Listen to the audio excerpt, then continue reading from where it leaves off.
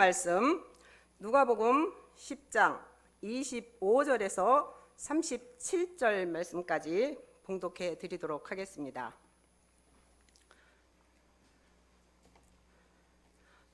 어떤 율법사가 일어나 예수를 시험하여 가로되 선생님 내가 무엇을 하여야 영생을 얻으리이까?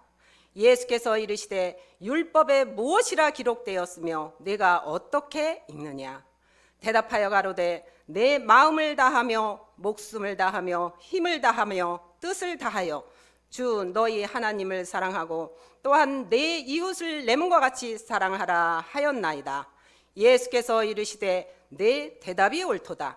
이를 행하라. 그러면 살리라 하시니 이 사람이 자기를 옳게 보이려고 예수께 여짜오되 그러면 내 이웃이 누구오니까? 예수께서 대답하여 가라사대 어떤 사람이 예루살렘에서 여리고로 내려가다가 강도를 만나매 강도들이 그 옷을 벗기고 때려 거반 죽은 것을 버리고 갔더라. 마침 한 제사장이 그 길로 내려가다가 그를 보고 피하여 지나가고 또 이와 같이 한 레위인도 그곳에 이르러 그를 보고 피하여 지나가되 어떤 사마리아인은 여행하는 중 거기 이르러 그를 보고 불쌍히 여겨 가까이 가서 기름과 포도주를 그 상처에 붓고 싸매고 자기 짐승에 태워 주막으로 데리고 가서 돌보아 주고 이튿날에 데나리온 둘을 내어 주막 주인에게 주며 가로되 이 사람을 돌보아 주라. 부비가 더 들면 내가 돌아올 때에 갚으리라 하였으니 내 의견에는 이 세 사람 중에 누가 강도 만난 자의 이웃이 되겠느냐? 가로되 자비를 베푼 자니이다. 예수께서 이르시되 가서 너도 이와 같이 하라 하시니라. 아멘.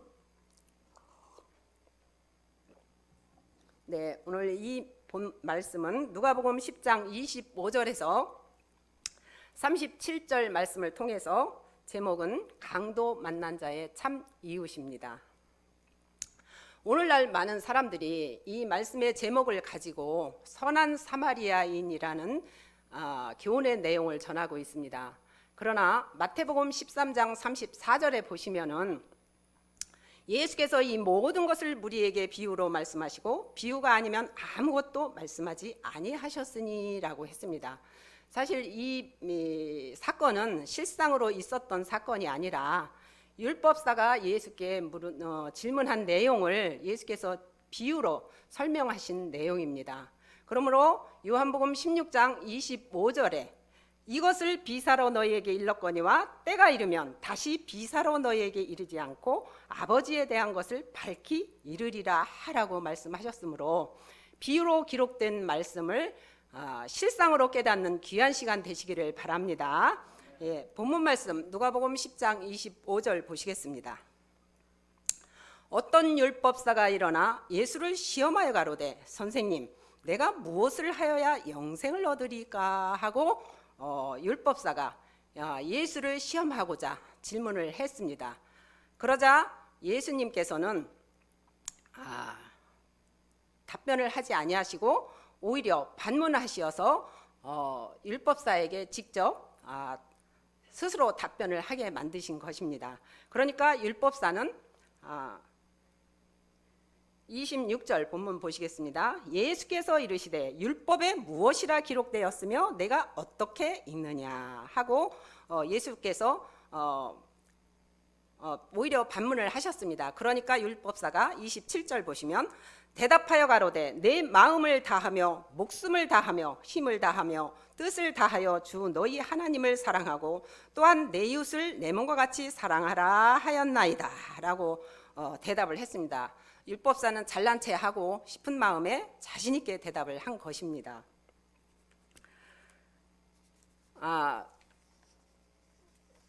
그러니까 율법사는 할 말을 잃어 자기를 옳게 보이려고 그러면 내 이웃이 누구오니까 하고 질문을 한 것입니다. 이 말씀의 내용은 율법사가 예수님께 내 이웃이 누구오니까 하고 질문한 내용을 우리 예수님께서 이 이웃에 관해서 해석된 내용의 말씀인 줄로 믿습니다.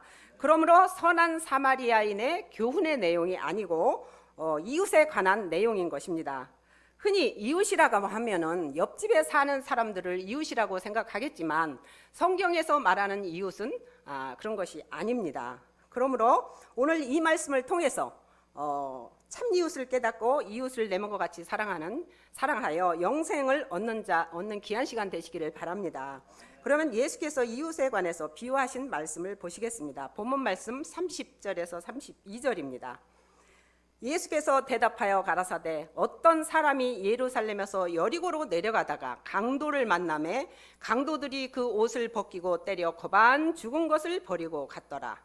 마침 한 제사장이 그 길로 내려가다가 그를 보고 피하여 지나가고 또 이와 같이 한 레위인도 그곳에 이르러 그를 보고 피하여 지나가되 라고 말씀을 했습니다. 여기서 예루살렘에서 여리고로 내려가다가 강도를 만났다고 했습니다. 예루살렘은 지형적으로 볼 때 해발 760m나 되는 고지대에 있었고 여리고는 해면으로 볼 때 250m나 되는 저지대에 있었습니다. 그러므로 그 길이 아주 좁고 가파른 데다가 주변에 또 암석들이 많아서 도둑들이 숨어 있다가 자주 출몰하곤 하였다고 합니다. 그래서 예루살렘에서 여리고까지의 거리는 약 36km나 되는 꽤나 먼 거리였습니다. 그런데 이 제사장이 이 길을 지나다가 강도를 만나 거반 죽게 된 자를 만나고도 피하여 지나갔습니다. 제사장이라고 하면은 이스라엘 12지파 중에 레위 지파에 속한 사람들만 제사장이 되게 되어 있는데 또한 이 제사장은 하나님의 백성들의 죄를 대신해서 지내주고 또한 불쌍한 자를 보면 보살펴주고 또한 도와주어야 하는데도 불구하고 이 불쌍한 그 강도를 만나서 거반 죽게 된 자를 보고도 피하여 지나갔습니다. 마찬가지로 한 레위인도 그곳에 이르러 그를 보고 피하여 지나갔다고 했습니다. 이 레위인은 제사장이 되기 위해서 공부를 하는 오늘날의 신학생과 같은 사람이었습니다. 그러한 사람이 이 불쌍한 자를 보고도 피하여 지나간 것입니다. 이것은 보는 사람이 아무도 없었기 때문에 귀찮은 일에 휘말리기 싫어서 그냥 지나간 것입니다. 그런데 만약에 보는 사람이 있었다면 아마 거룩한 척하고 도와주었을 것입니다. 우리가 여기서 깨달아야 할 것은 강도에 대한 의미입니다. 강도라고 하는 것은 남의 물건을 강제로 빼앗아가는 도둑을 강도라고 합니다. 그러나 성경에서 말하는 강도는 그런 것이 아닙니다.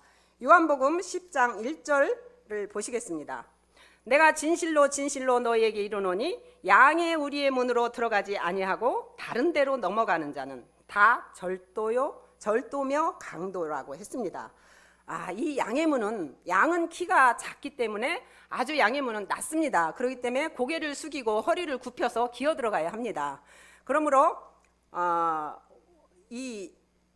오늘 그 교만한 제사장들이나 교만한 목사님들은 절대로 고개가 숙여지지 않습니다. 그렇기 때문에 양의 문으로 들어갈 수가 없습니다. 그래서 양의 문으로 들어가는 자라야 양의 목자라고 했습니다.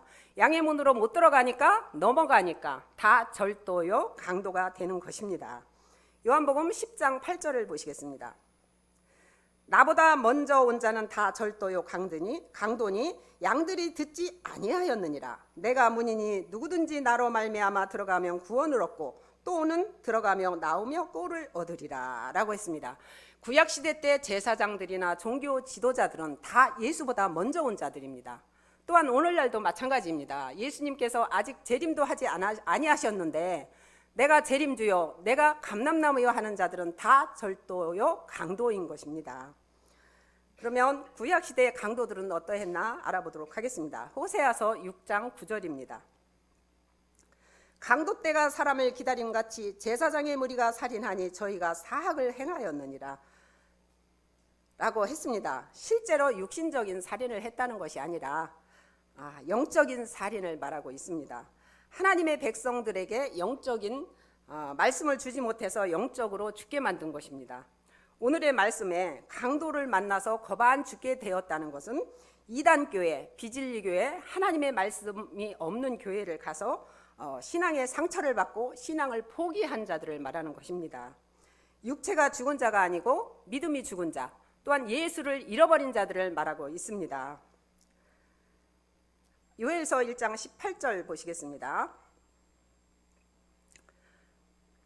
생축들이 탄식하고 솥대가 민망하니 꼴이 없음이라. 양떼도 피곤하도다. 솥대나 이 양떼들은 솥대는 하나님의 일꾼들을 상징하고 있고 양떼는 하나님의 백성들을 상징하고 있습니다.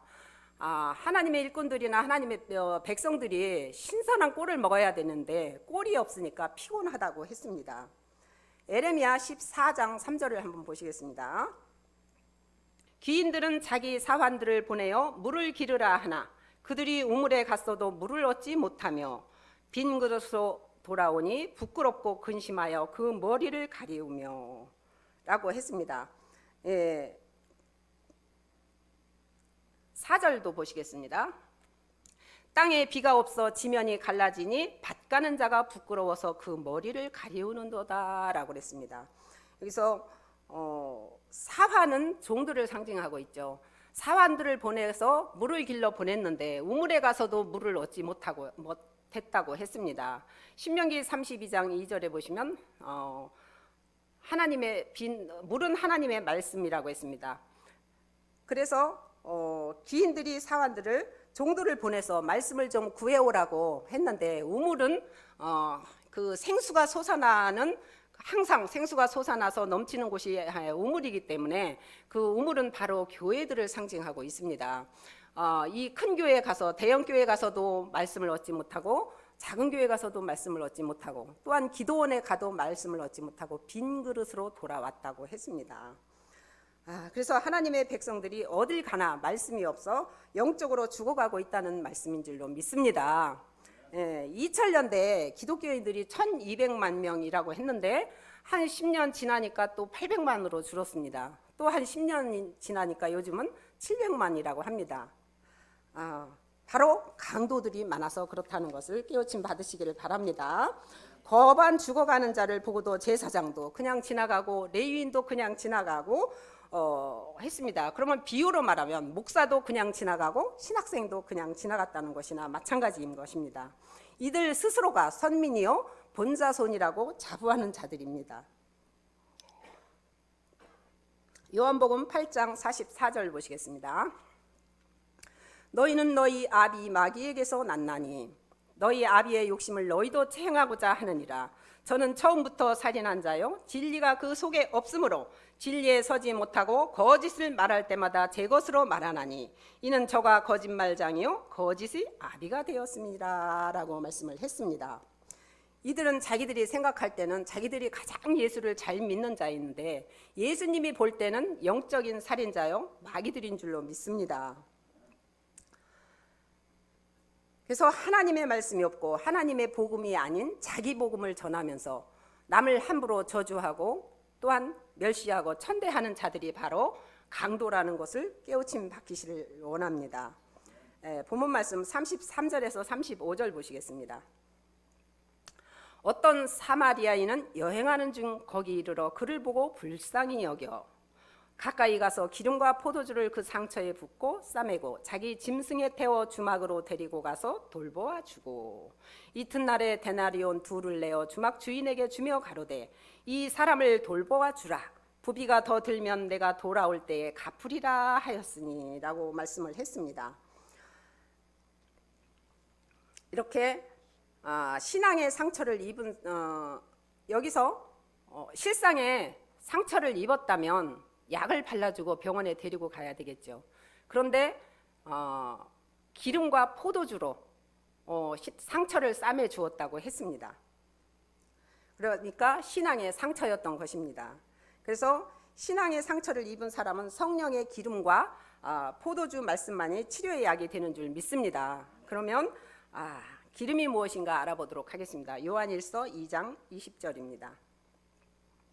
너희는 거룩하신 자에게서 기름 부음을 받고 모든 것을 아느니라. 내가 너희에게 쓴 것은 너희가 진리를 알지 못함을 인함이 아니요 진리를 알물 인함이요 모든 거짓은 진리에서 나지 않음을 인함이라 라고 했습니다.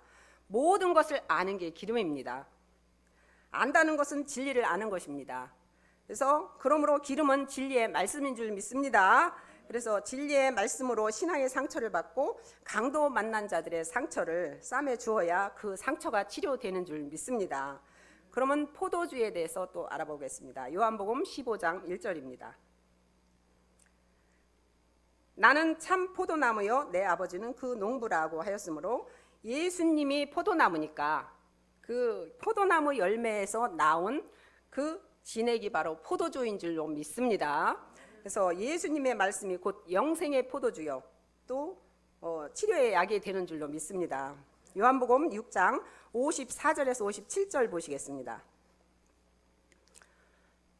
내 살을 먹고 내 피를 마시는 자는 영생을 가졌고 마지막 날에 내가 그를 다시 살리리니 내 살은 참된 양식이요 내 피는 참된 음료로다. 내 살을 먹고 내 피를 마시는 자는 내 안에 거하고 나도 그 안에 거하나니 살아계신 아버지께서 나를 보내심에 내가 아버지로 인하여 사는 것 같이 나를 먹는 그 사람도 나를 인하여 살리라 라고 했습니다. 그러므로 포도주 또한 예수님의 참된 영생의 양식의 말씀으로 우리가 마셔야 될 음료인 줄로 믿습니다. 그래서 사마리아인은 강도 만난 자를 기름과 포도주를 통하여서 응급처치를 해주고 또한 주막으로 데리고 가서 이튿날까지 보살펴주고 주인에게 돈까지 주며 보살펴주라고 부탁하고 부비가 더 들면 돌아오는 길에 갚겠다며 후속 처리까지 완벽하게 하고 떠났습니다. 본문 말씀 36절에서 37절입니다. 내 의견에는 이 세 사람 중에 누가 강도 만난 자의 이웃이 되겠느냐? 가로되 자비를 베푼 자니이다. 예수께서 이르시되 가서 너도 이와 같이 하라 하시니라. 아멘. 그러면 자비를 베푼 자가 참 이웃인 줄로 믿습니다. 그러므로 이웃의 형제들에게 자비를 베푼 자 되기를 원합니다. 내가 자비를 베풀던가 아니면 자비를 받던가 해야 이웃이 성립이 되는 줄로 믿습니다. 내 이웃이 있어야 내 이웃을 내 몸과 같이 사랑할 수 있지 않겠습니까? 그러므로 저와 여러분은 스스로 이 자리에 내 발로 걸어와서 정착하신 분은 아무도 없으리라 믿습니다. 누군가가 전도자가 있어서 인도해 주신 분이 있기 때문에 이 자리에 계신 줄로 믿습니다. 그러므로 그 인도자분이 참 이웃인 줄로 믿습니다.